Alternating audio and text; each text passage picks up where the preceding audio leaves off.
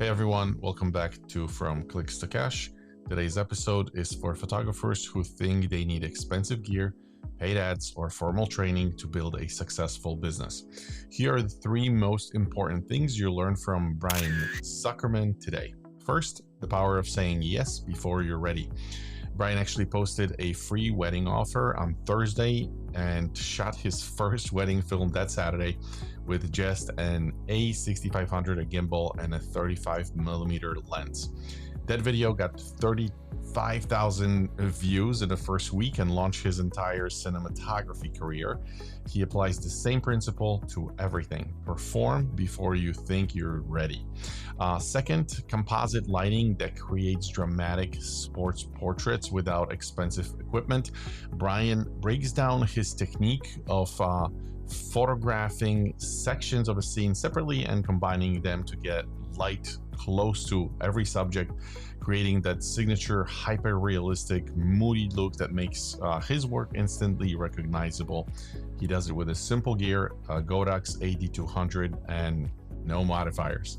And third, the anti-marketing strategy that builds a 24K Facebook group in under a year. Brian refuses to use automation, CRM systems, or paid ads. Instead, he talks to every single client one-on-one, building personal relationships the way he did as Myspace musician. When he launched his Dream Scene template, he had 1,400 conversations in 2 weeks and sold 1,400 templates. Brian started as a Bob Ross inspired oil painter, became a Myspace famous musician with the band Cyrenic, lost 100 pounds, taught himself cinematography from one music video shoot, and now specializes in sports portraits with a style so distinctive that people recognize his work instantly in their feed.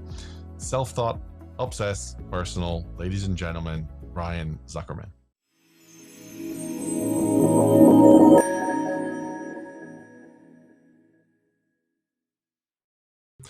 Brian Zuckerman, how are you? Good, man. Thanks Welcome to From Clicks to Cash. It's going to be a real treat, I think, for the audience. Thank you for taking the time from your busy life to join us. And I actually wanted to kick you off with one question.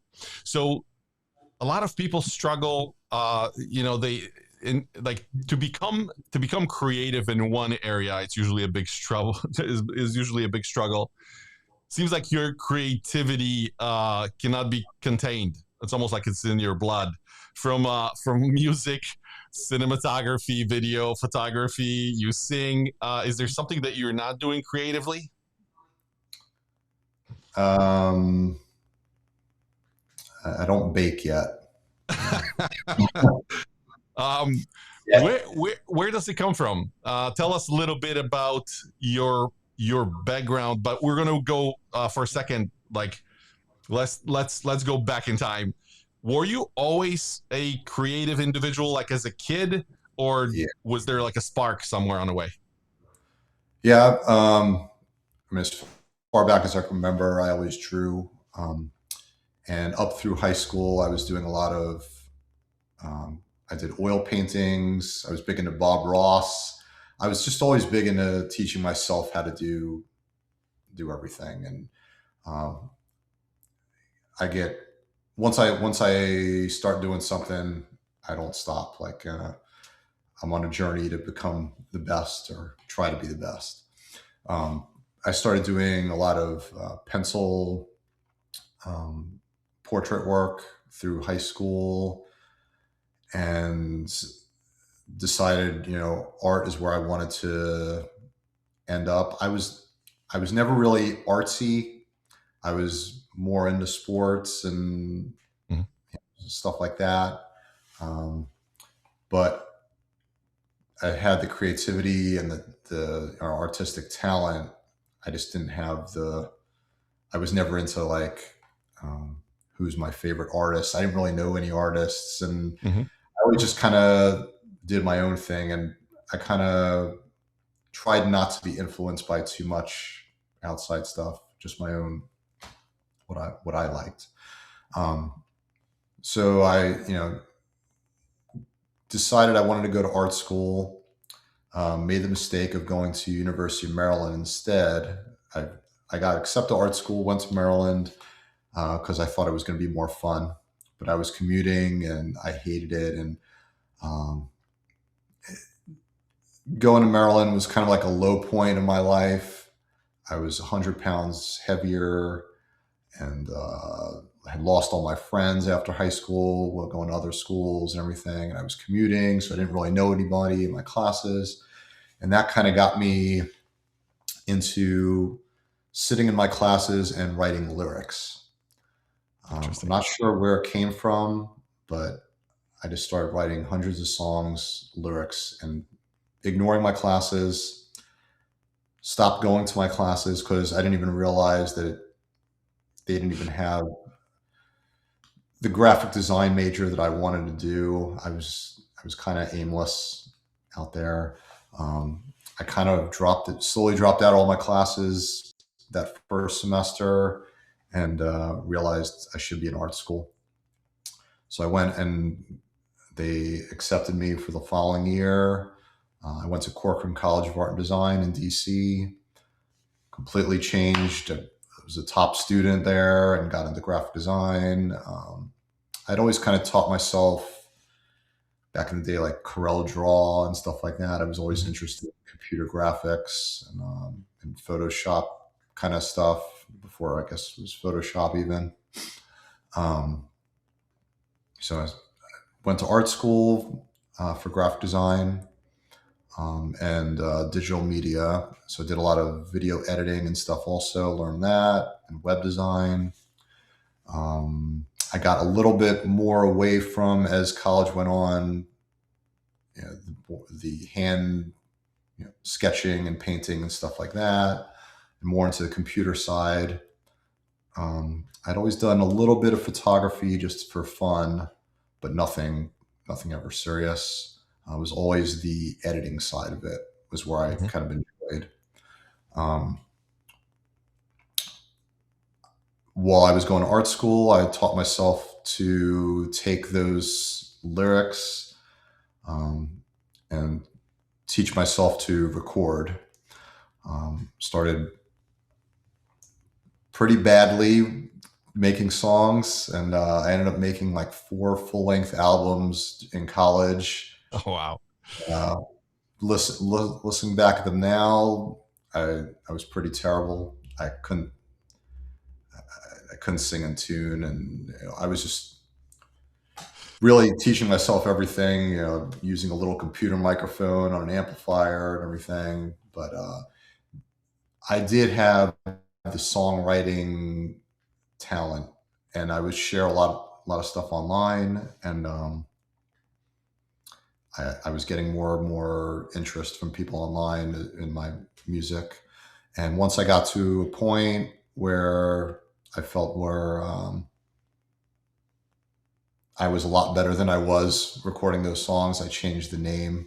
I'm not going to tell you what the old name was, but I changed the name to Cyrenic. I played and recorded, sang everything on the albums. I recorded 2 albums as Cyrenic. That got really popular on the Myspace days. And I had a lot of fans in the area that told me if I ever put a live band together, they'd want to audition. So I ended up pursuing that. I figure, if I had never played live or anything, I got to do this before it's too late. Give it a shot. That got me obsessed with that. I formed a live band. I lost 100 pounds, met my wife. She was at Maryland, so I was pretty much going to Maryland every day anyways. I recorded 2 albums by myself. Then I started working for a famous painter, oil painter, Yankel Ginsberg, and in DC. And that's where, so we would actually design his paintings from stock photos of like flowers and stuff like that. I was his like computer guy, where we would use Photoshop and design exactly how the painting was going to look, and then he would paint it. So this got me kind of all my Photoshop skills, especially with extracting and the more it was really like fine art, but on the computer. And we were doing paintings for like Michael Jordan, Bon Jovi, and everything. He was a pretty big artist. And while I was working there, I then got a job to be a creative director of a new design firm in DC. So I started doing more, again, graphic design. From there, while I was doing that, the live band kind of was taking off, and we were playing a lot of the bigger places in the area, playing with a lot of our favorite bands. We've recorded 8 full-length albums, and on our last album, we finally decided let's try doing our own music video. Mhm. So hired somebody to come and shoot it.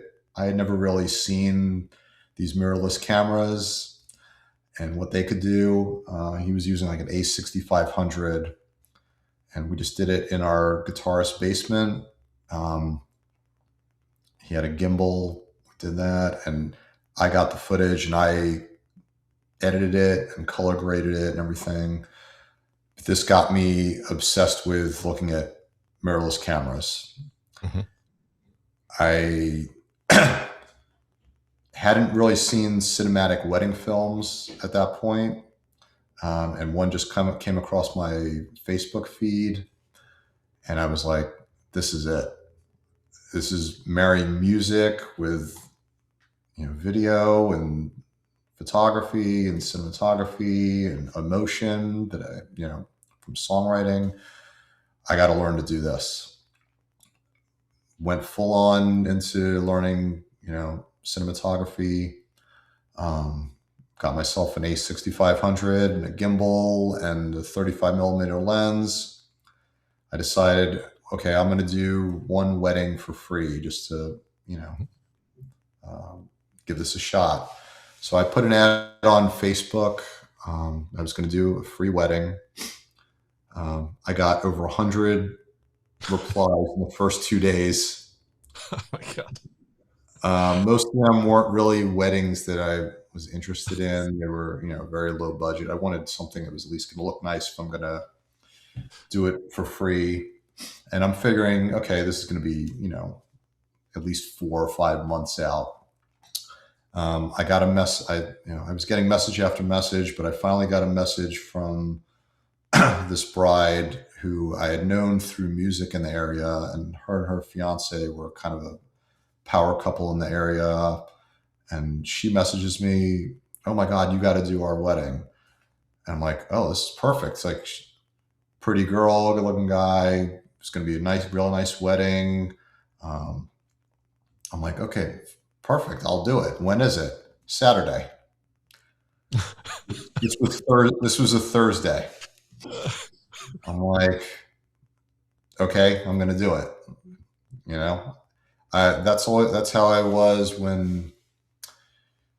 with music. We were rehearsing as a live band for months and months, the same 2 songs, never getting past, you're never going to feel like you're ready to go for the next step. And we had got asked by a big local band in the area that was playing one of our big venues. I had gone to see them in a concert, and after the show, the lead singer was like, "Oh, we have this show next month. We want you to open for us." I'm like, "There's no way we could do it. There's no way we're ready." But I thought about it, and the next day I said, "We're going to do it." And I made it happen. We got a new drummer, actually, and after I had said yes and rehearsed, and we played the show. It was one of the best nights of my life. Looking back at the video, it was terrible, but that started the whole. We're still playing, and I'm still obsessed with playing live, and that's why I always feel you just have to say yes and figure out how to make it happen. You're never going to feel like you're ready to do something. You just have to do it. Yeah, Um, I think they say. I'm going to interrupt for a second, but I think they say ready is not a event; it's a decision, right? So it's like you just decide you're going to go for it and then just do it. Yeah, continue, please. yeah. So I filmed that wedding. Looking back, I probably pissed off the photographer pretty much. Like I didn't know a lot of the etiquette. I was there to get what I was Yeah. going to get for the video. The couple, I mean, I edited the video. It's still one of my favorite wedding films. It came out amazing. Mhm. And I think it's because I didn't know everything. I just went by feel and what I didn't have the preconceived notion. I have to do this shot. I have to do this shot. It was coming at it as an outsider. Mhm.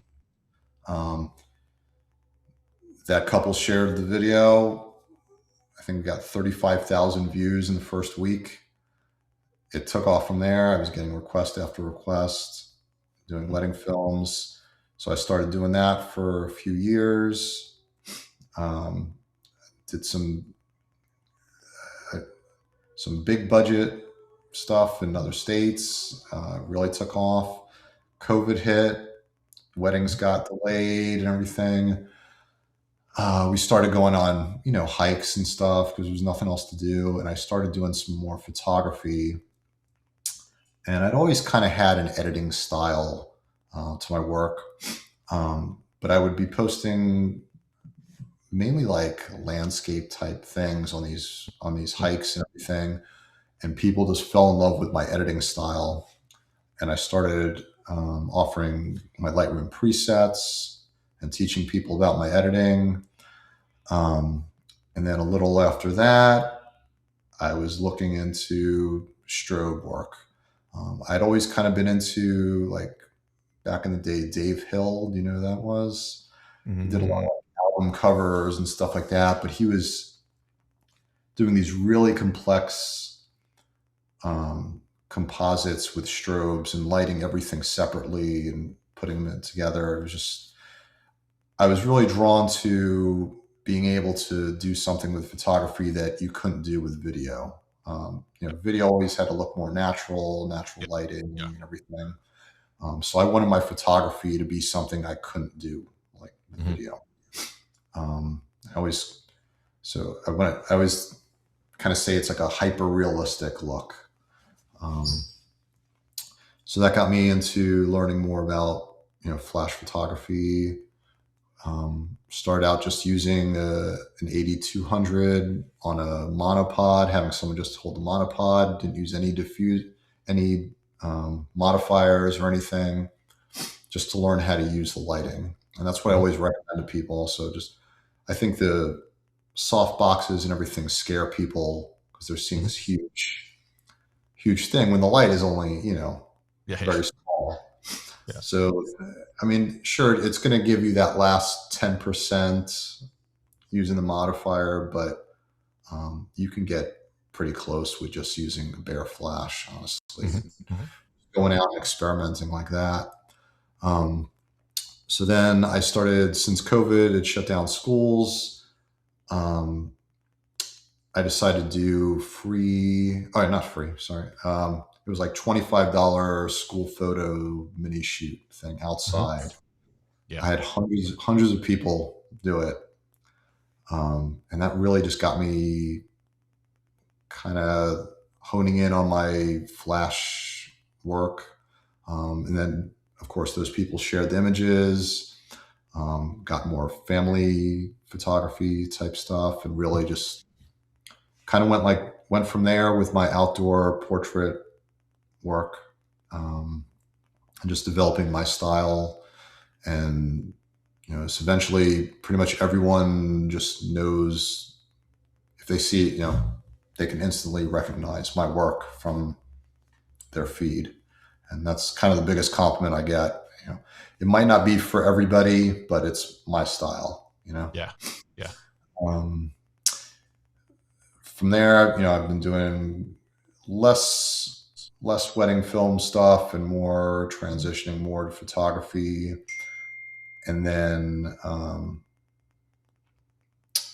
few years ago, I had been seeing a lot more sports portrait work. Um, I started joining those groups, and again, I was always really big into sports growing up, and this kind of just sparked a new interest for me doing the sports portraits. So I did, a couple of kind of model call things Mhm. for free, and those completely took off also. Um, and I found that niche is huge.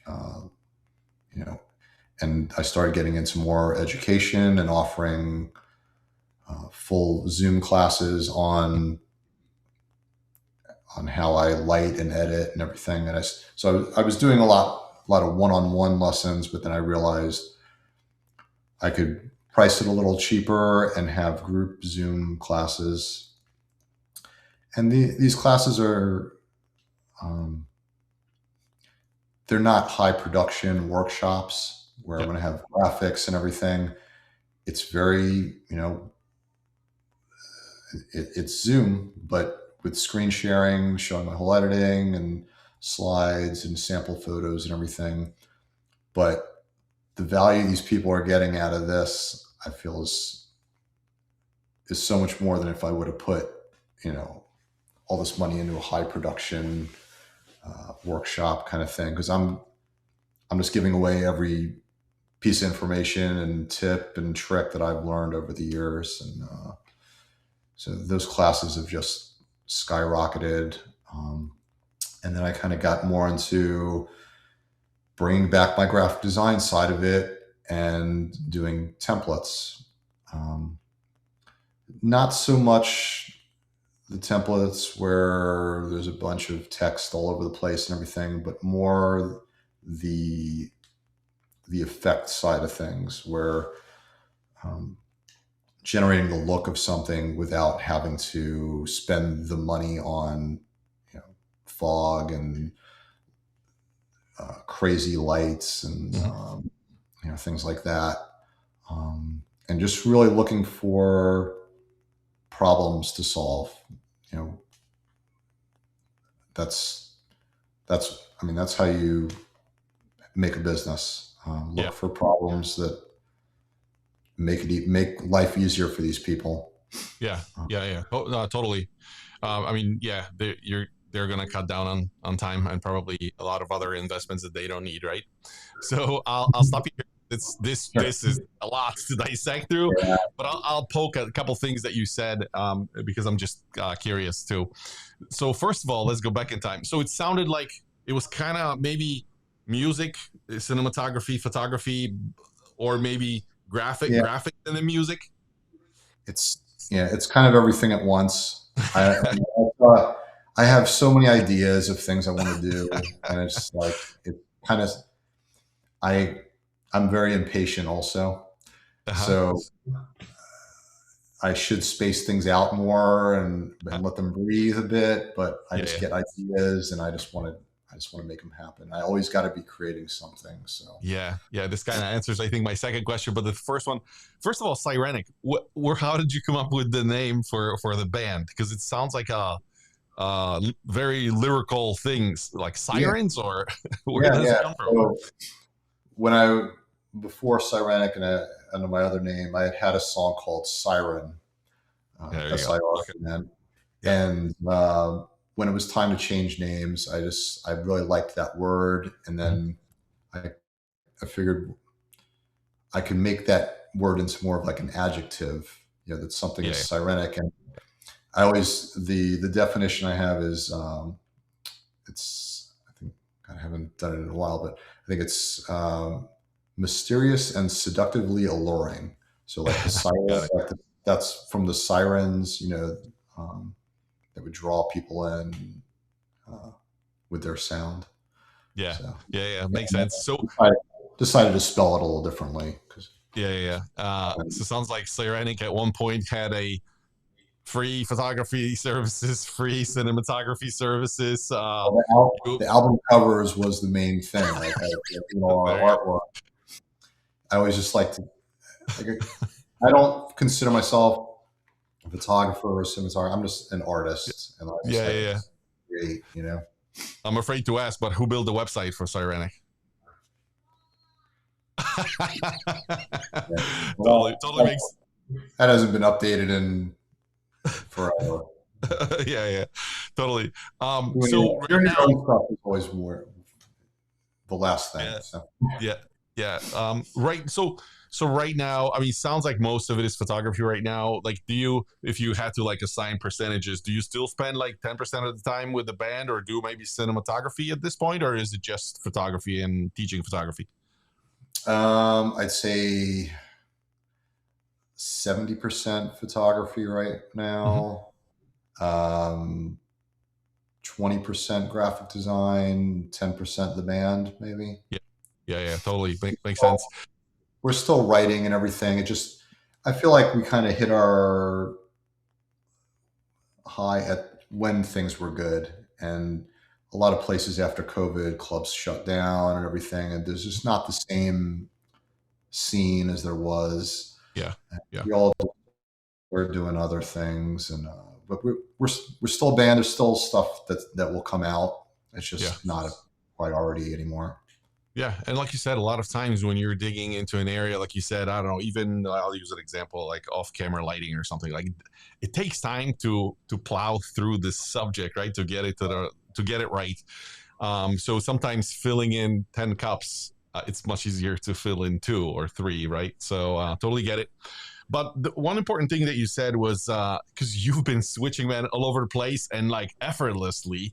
And a lot of people just, you also mentioned the thing of like being ready, getting ready, or whatever, this perfect day that never exists or never comes. Is it natural for you to go from like one area? So like it's the band thing, you guys are pretty successful doing your thing. Then it's the cinematography and you just like go at it and put your name out there. Like, how do you do it? You may not even know how you do it, but like, what happens? Is it just natural to you? I guess it is. It's like, I consider myself partially OCD, but I try to use it in a positive way.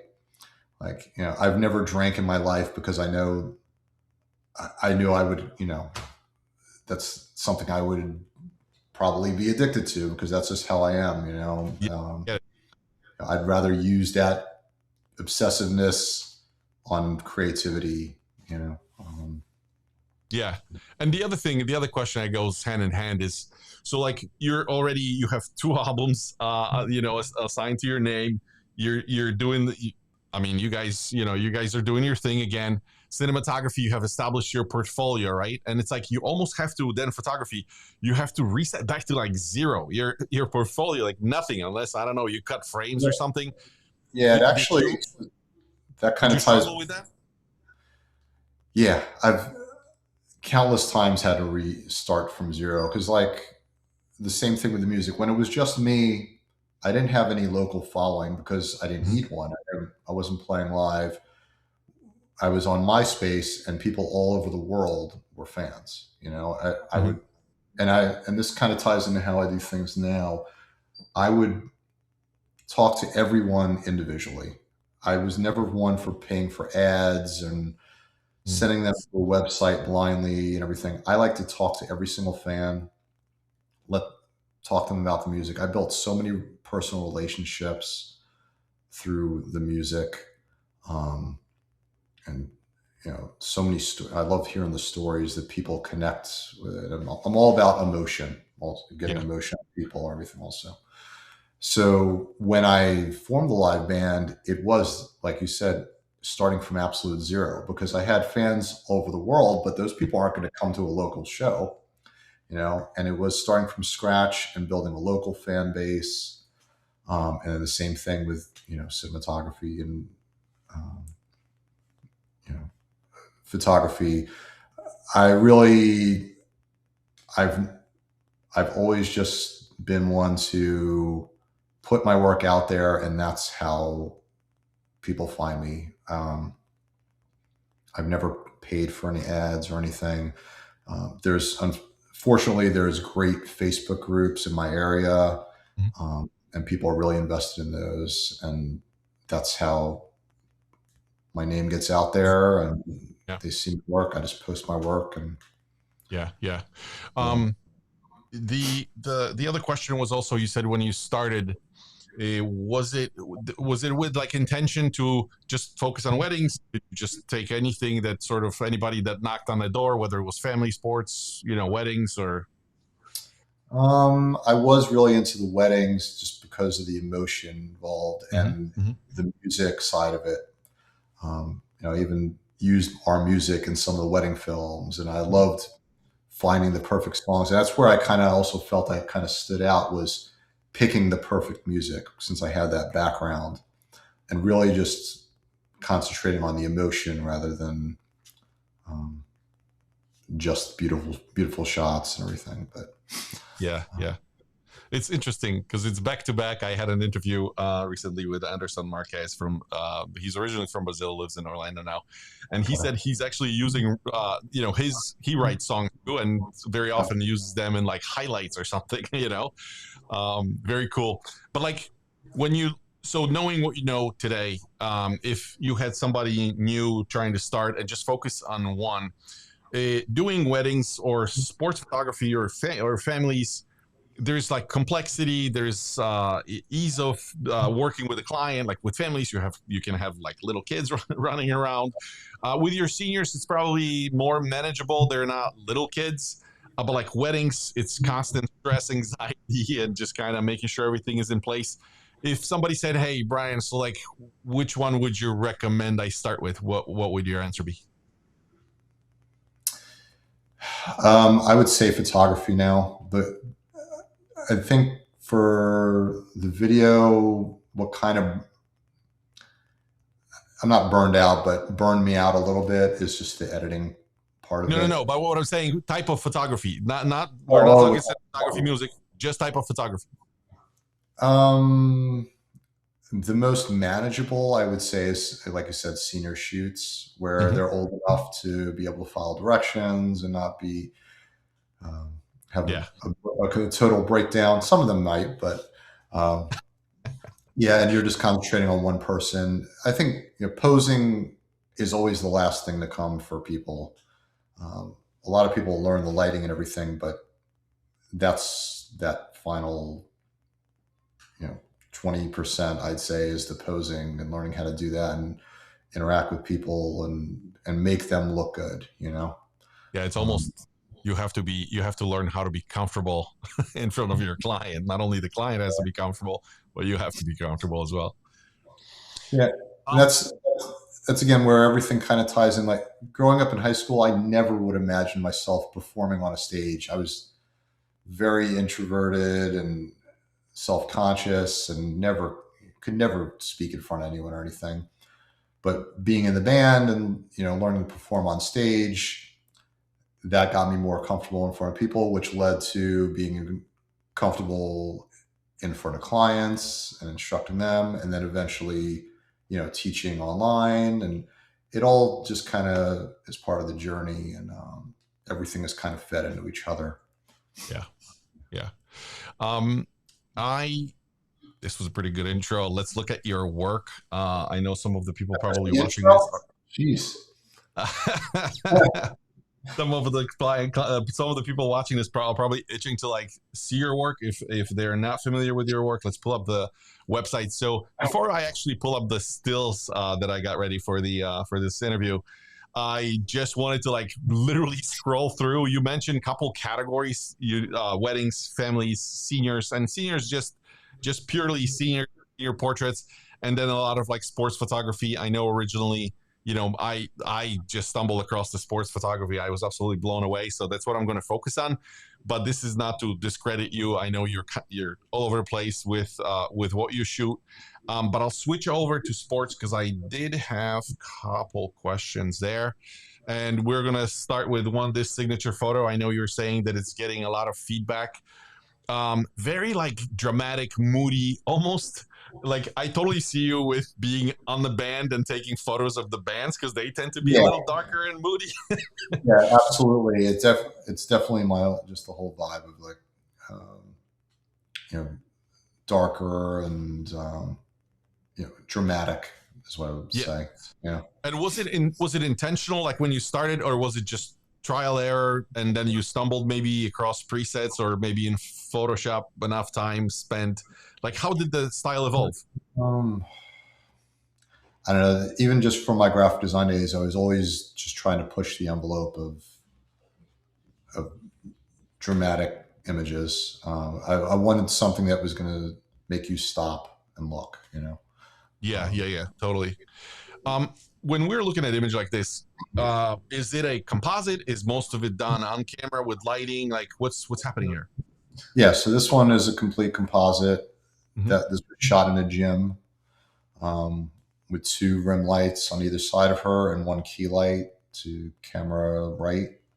mm-hmm, Um, yeah, and I just love to create something custom for my client that they're the all city whatever volleyball team. So I wanted to come up with some kind of city look for them and just kind of push it, something you're not going to see every day. yeah, totally. When I'm looking like through those portraits, I'm curious. So today, if you're attempting to edit a photo like this, are you primarily relying on presets? Like I understand there's custom work every single time, probably, but is it work from scratch every single time, or is it presets? So I've developed my own presets from after editing, a lot of these photos. I kind of picked out my favorite ones that I kind of end up going to, and it gets me probably 90% of the way there. Of course, you make tweaks per photo shoot, Mm-hmm, based on colors and the lighting situations and everything. But at this point, I'm pretty much using my own presets to get me quickly go through a bunch of different looks and then tweak from there. mm-hmm, Sometimes I'll just for fun do from scratch also, and or I'll do one version with my preset and then set that aside and then do another one from scratch to see if and then compare them. Which do I like better? Like the image before, so that one isn't a composite except mm-hmm, for it's composite lighting. mm-hmm. So if you go back to the baseball team, yeah, Yep. this is a natural setting, and this is where most of my look come from. It is from natural environments. Mm-hmm. It's more recently just with indoor shoots and stuff where I've kind of done more composites with other backgrounds and everything. But I do prefer still to shoot in the natural environments.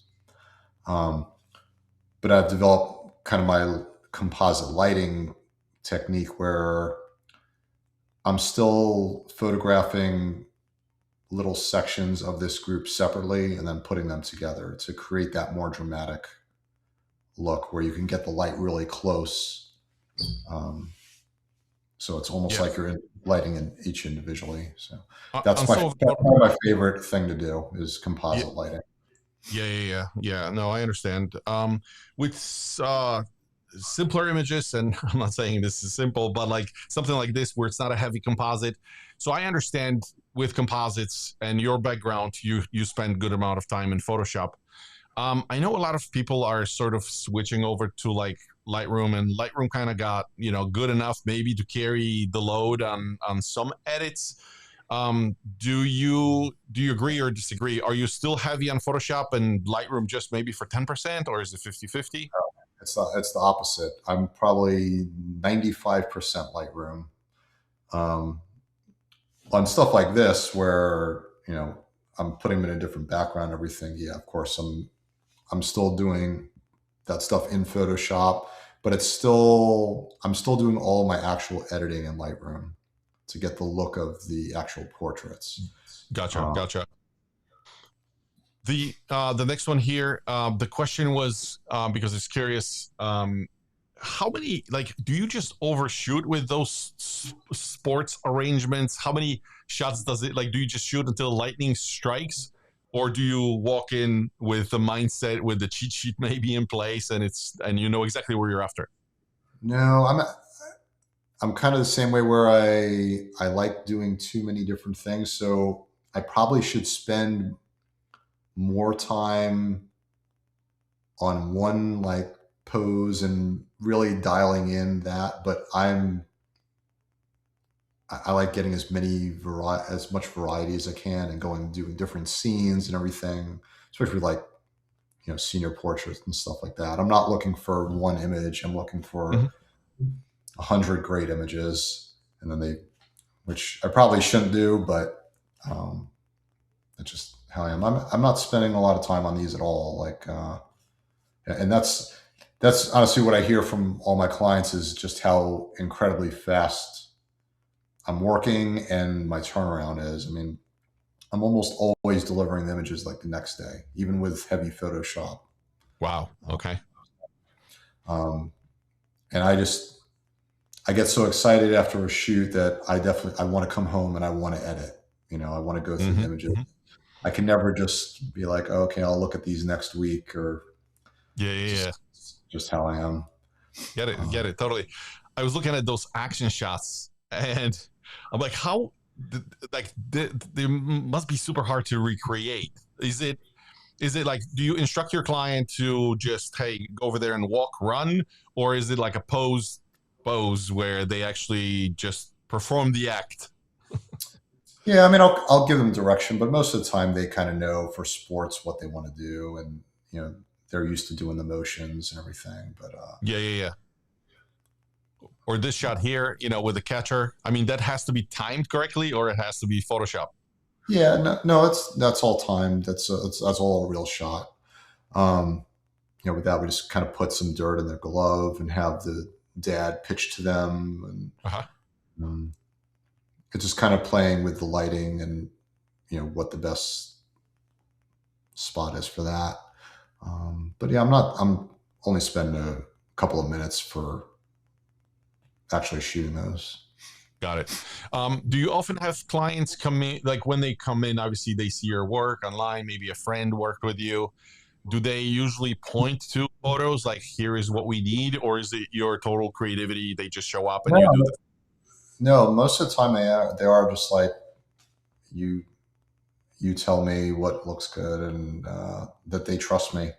Um, yeah, fortunately, I don't. I have very rarely people come in with a specific idea. They just see my work and know my style. That's cool.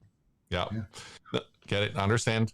Let's switch to darker days. So tell me about a shoot. Did ever anything happened that sort of maybe ruined the day, either gear or battery or card full or anything? And like, how did you deal with it? Uh, Not so much for photography. I've had pretty good luck. Besides maybe like I did have a camera like lock up once, but I had a spare. I'm not sure even why I did it, but the biggest the biggest thing that ever happened to me was actually with the cinematography. I was doing a wedding film in Wrightsville Beach, North Carolina, and this was a $28,000 wedding film, Mm-hmm. and it was their rehearsal dinner, and they had about 2 hours straight of speeches. Pretty much every guest at the rehearsal dinner was giving a speech, and I wasn't. They hadn't told me ahead of time this was going to be like this, and I had set up my camera. I'm filming the speeches. It gets close to an hour in, and I'm like, okay, my battery's almost dead. I'm going to have to, in between these speeches, quick swap out a battery and start again. So I didn't even Yeah. have time to set up another angle. So the speech ends, quick shut off the camera, pop out the battery, put the new battery in, turn it on. Would you like to rebuild the database? Oh What my kind of God. error? You got to be kidding me. An hour of their speeches, I was sweating. I filmed the rest of it. I got back to the hotel, and yeah, the file was corrupt. Yeah.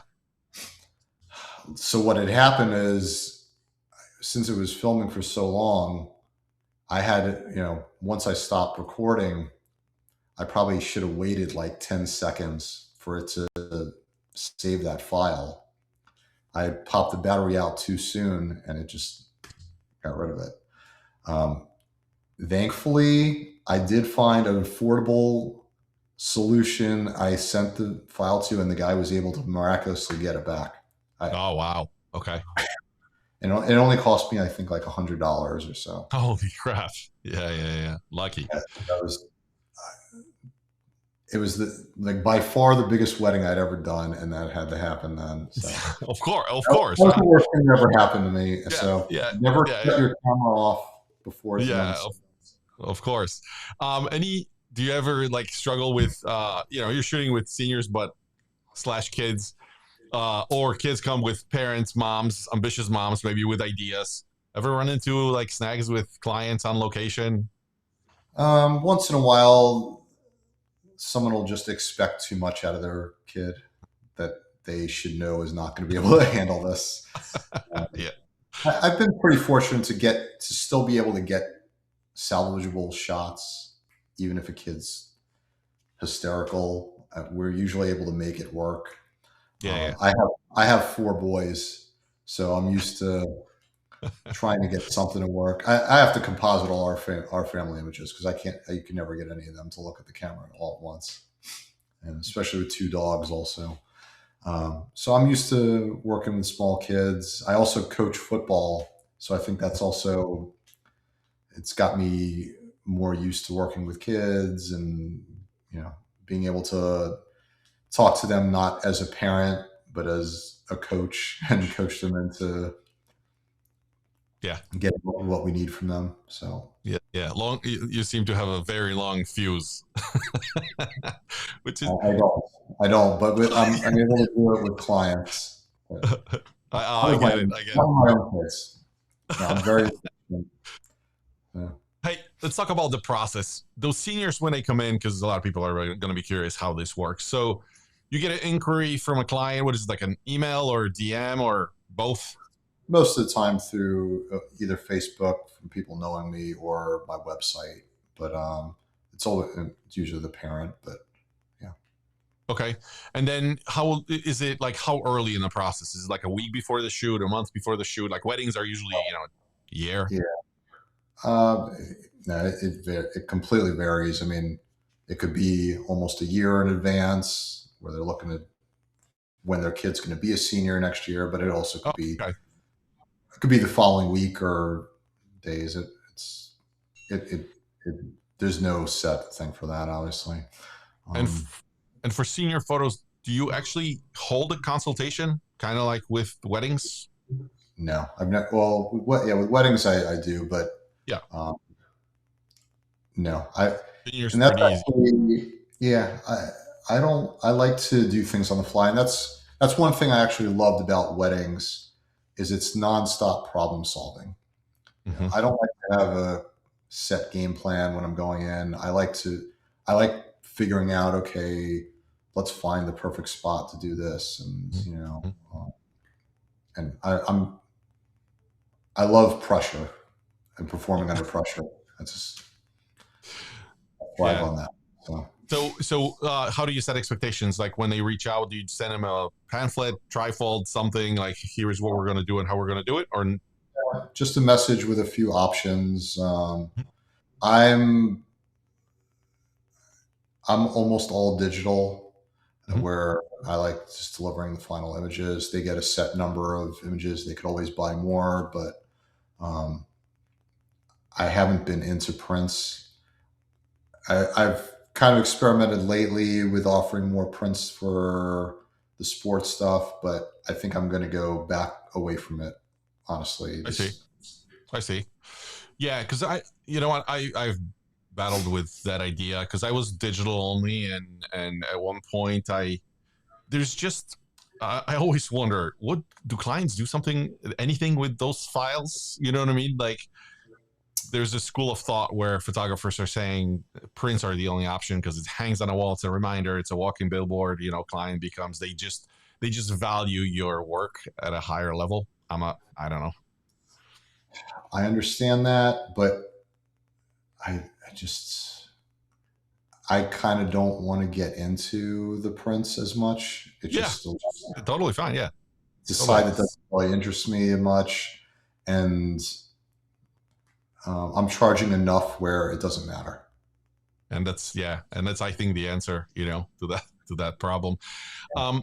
When kids show, do you do, because based on what we're seeing here, like we saw one group, baseball team, is it usually single kid, two group, the whole, like, do you work for a high school when it's like a just herd of kids? I prefer to work with like club teams Mm-hmm. where they're just hiring me to do Oh, the team, or lately it's been a lot of senior photos incorporating the sports they play. So we'll do the sports session and then more casual and formal type stuff also. Um, but with I find that the club teams are the ones that are willing to pay to do this. High schools, I enjoy doing, but parents don't usually want to pay for that, and the schools don't want to pay for that. What I would like to charge. Um, a lot of times, I'll just do that for creating content, mainly for either teaching or and stuff like that. So, um, most of the value I'm getting out of these shoots now is not even just being paid for the shoot; it's being able to teach and use that work for mm-hmm. generating other work. So Yeah, it makes sense. To close out on the logistics, so they show up, it's a session. Do you usually have somebody with you handling the lighting, or is it just you, or mix uh, of things? most of the time, my wife comes and just Yeah, she helps me out with posing, especially like females, and just making them more comfortable as far as, and she'll see things that I don't see as far as I'm looking through the camera and looking at the lighting and everything, and she's going to look more, is their shirt wrinkled or is it a button yeah. undone and stuff like that. And I also have that's something awful that happened the first time I ever brought out an AD 600 to use. uh, I was set it out. I was getting my stuff ready. My son was there, supposed to be watching the light on the light stand, but the wind took it, blew it over, completely dead. First time I brought it out. Oh my god. Yeah. Yeah. So I had to just use the AD 200. Luckily, I had brought another light, but yeah, that would Yeah, have been. But that actually got me away from the big lights. Also, I, I I see. like I like doing everything as simple as possible, and the lighter lights and modifiers, and um, I like to make the most with the least. I've Yeah, always been that way with music and music production, everything. Also, that's why I've always produced our own stuff. I just I look at that as the challenge, is getting the yeah. most out of the least equipment. I've never been one to buy really expensive lenses or anything either. Um, it just I look at that as a challenge. Got it. Um, let's switch gears a little bit. I will ask you a bunch of like quick questions. We don't have to elaborate on those. It's more of a just a question response, question response. And because you mentioned lenses, I'll start with the first one. So, favorite lens right now, if you have to get rid of all your equipment, what's staying? One lens. The Sigma 28 to 70 f2.8. I see. Not a prime zoom lens. Get it. Nah, What do you shoot with, Brian? uh, Canon or like right now Sony A7 V. Sony? Okay, got it. So Sigma lens. Um, eh, eh, eh, did you ever sneak a guitar? I see guitars behind you. Do you ever sneak one of those into like a client shoot, senior shoot, or no? Or do they bring their own equipment? They bring their own equipment. I've done a few kids that like play guitar and everything. We've done that, but I haven't used my own stuff. With your four boys, do they is one of them into photography or do they avoid of photography? They, especially my oldest, he definitely has the creative talent, but he's a musical theater person. So Mm, he's done the singing part, but he's not into rock music. He's into performing and theater, and he's getting scholarships to college for next year and everything right now. So so the he, creative he, gene was passed he along. equally talented, just in a Yeah, different way. Yeah. get it. Football coach or photo coach? Which one is tougher? Tougher football, yeah. Yeah. Just because of the Smaller, group you're in? smaller kids, yeah, or kids. So how do you avoid your friends asking for like a quick picture or a quick family thing? Do you try to avoid it, or do you actually commit? Um, I, I usually do it. Um, yeah, I love doing it anyways. So I like shit. I'm all about reactions from people. Yeah, And that's how it's always been with music and everything. I love to see the reaction people have from stuff. And totally. that's what I get even more out of any money that I make. I mean, I never made any real money with original rock music, Yeah. but that was just as fulfilling. But now it's nice to be able to create stuff and get paid a good amount. So it's great. You said you're not a drinker, but how about comfort food after a muddy field session? So I've been carnivore for the last 2.5 years. So I only eat meat and Wow. uh, any animal products. So ribeye, sure. And you swear by it? Carnivore? Yeah. Yes. Yeah. Wow. Wow. Yeah. Interesting. That would be a topic for a different conversation. Um, you seem to do a lot. I wanted to ask you, like, beside coaching and photography, but you seem to be all over the place. Is there like one? You said you have a lot of ideas. Is there like one thing on the side that's bugging you? You just can't get there because of time limitations right now. Yeah, recording the next album. And Oh, the okay. thing is, well, honestly, the thing that's kind of blown my mind lately is AI music.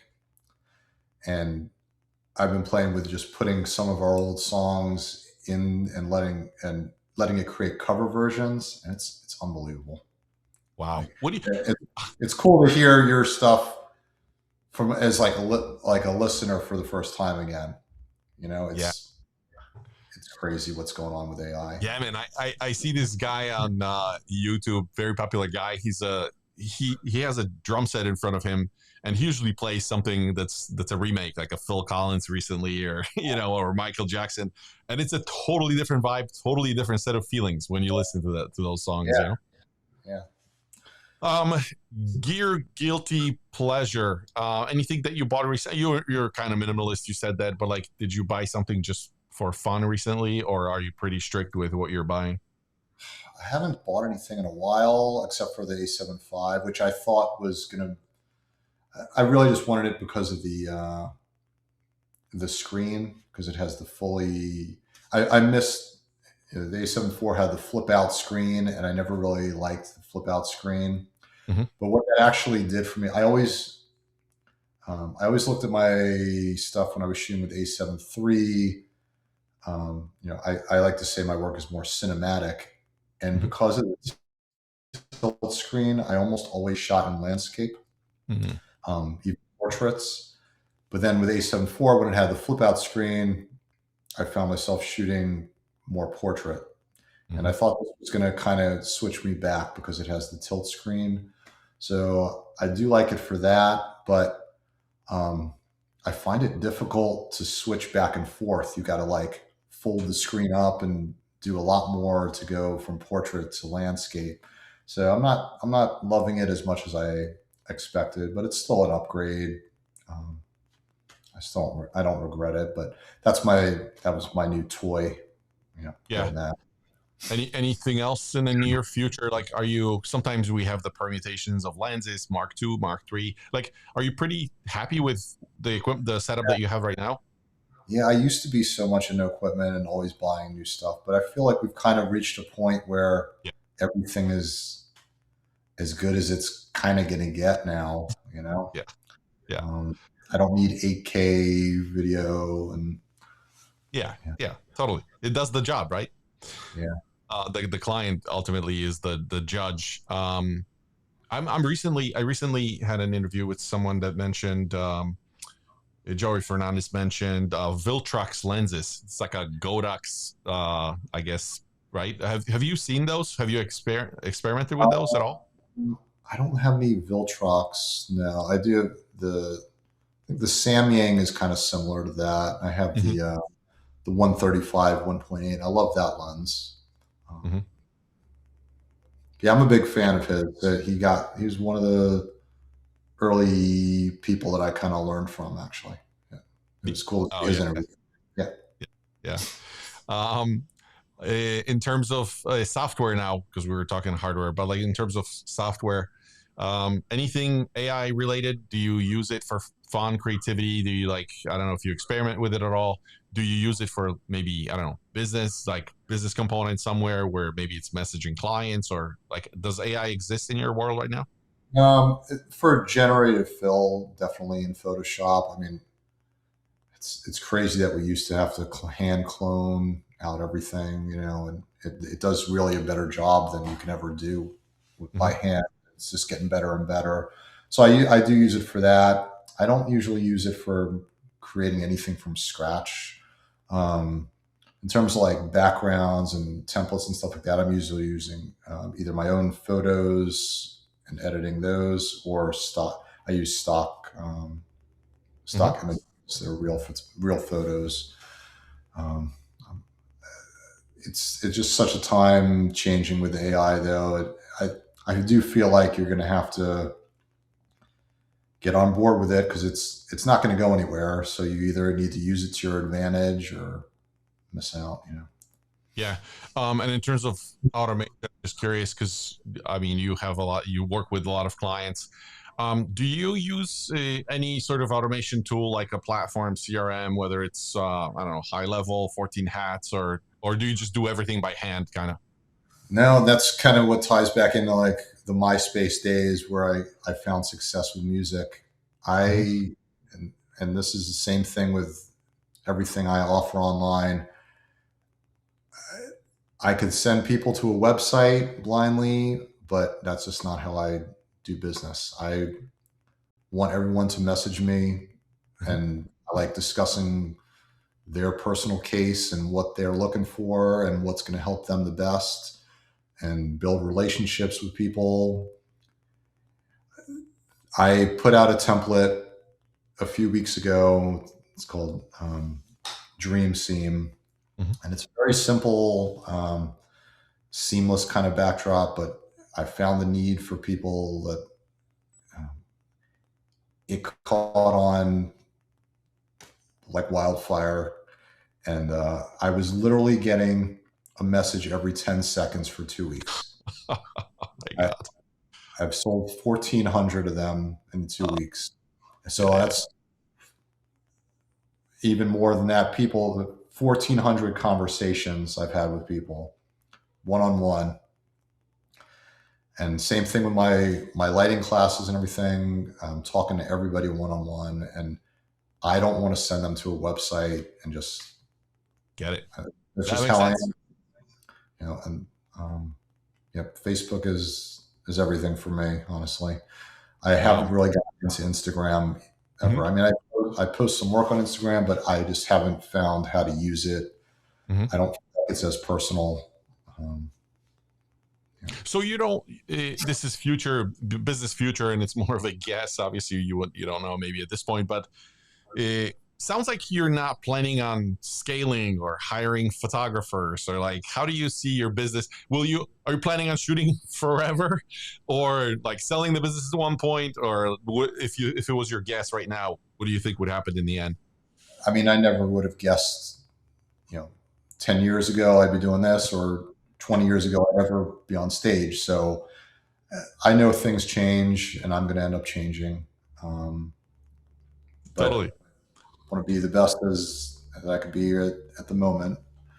Um, Yeah. Mr. Zuckerman, you're a very unpredictable man, which seems to serve you, by the way.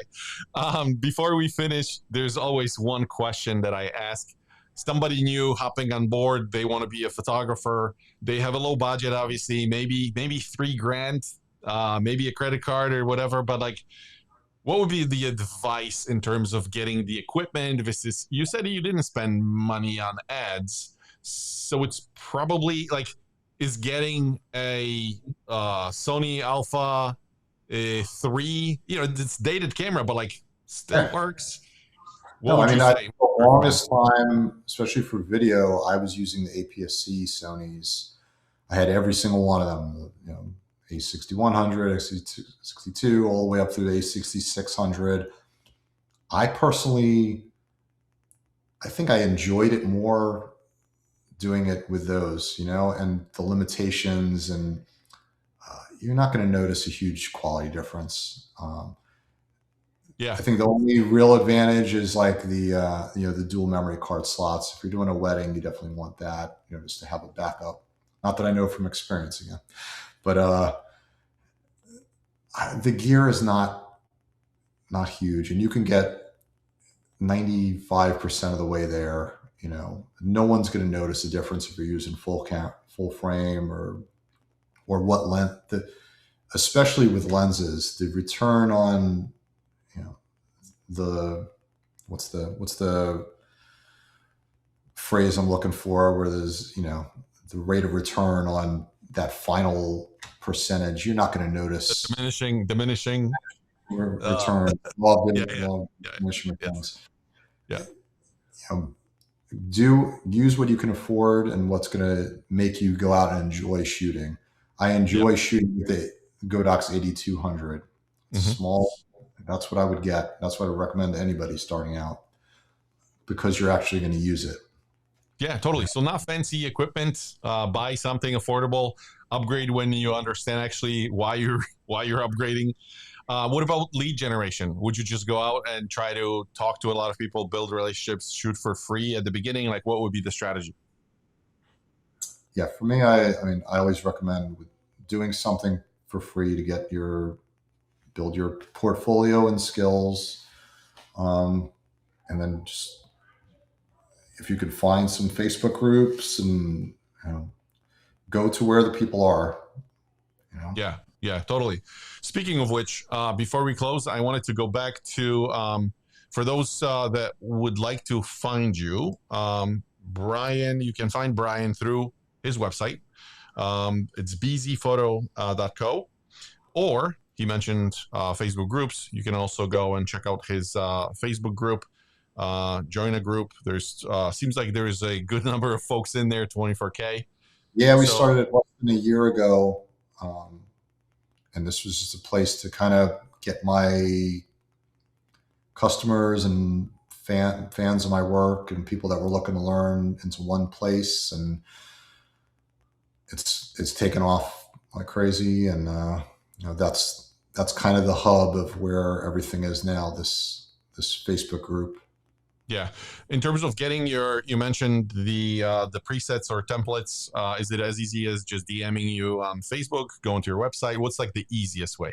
Yeah, I would just message me on Facebook, Brian Zuckerman. Okay. And yeah, I'm going to be doing, there's constant new either lessons or templates and stuff like that. I'm putting out I have my presets, and I'm going to be doing, it looks like March 5th, I'm going to be doing a Photoshop for beginners live class. Is that a one-day thing or multiple days? No, it's going to be a Zoom class. It's usually 2 to 3 hours. Oh, okay. Yep. Very cool. Brian, we have arrived. Thank you so much for your time. This is super, super helpful. I've learned a lot, so I'm sure the audience will learn a lot too. I appreciate it. Time well spent. I hope we get to connect again at some point. Thank you so much. Thank you.